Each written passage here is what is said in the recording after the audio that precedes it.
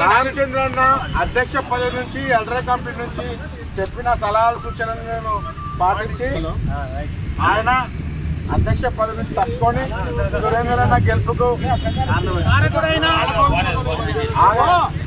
నువ్వు మాట్లాడు అన్న. రామచంద్రన్న ముందుకు వచ్చి దండ తీసుకోవాలి, ఇక్కడ నిలబడాలి, సన్మానం చేస్తాను.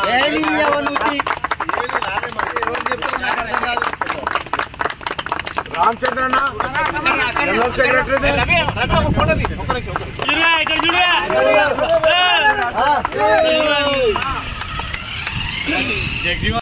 ముఖ్యంగా కోర్ కమిటీకి మన వెల్డర్ కమిటీ ఆల్రెడీ డిసైడ్ చేసింది. దానికి కట్టుబడి ఉండి అందరు ఏకదాటిగా ఉండి వెంబడి ఉండి అందరు ప్రతి ఒక్క కృషితోటి ఒక మెజార్టీతోటి గెలిపించి వాళ్ళకు ముందు భవిష్యత్తు కూడా ఇలాంటి నిర్ణయాన్ని కట్టుబడితో ఉండి వాళ్ళ ఇంకోటి అందరు నాకు ఒక కృషి చేసిన అందరికి పేరు అందరికీ జైపేము తెలియజేస్తున్నాను.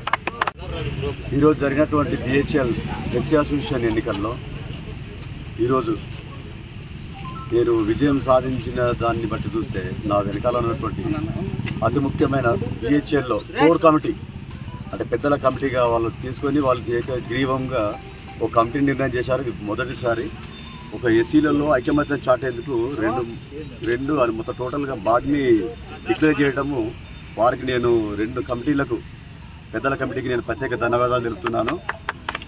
దీని వెనకాల ప్రతి ఒక్కరి కృషి ఉంది.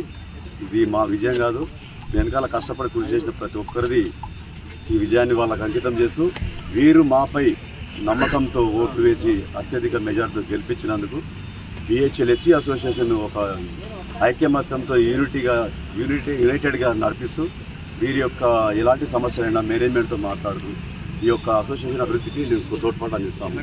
ప్రత్యేక ధన్యవాదాలు.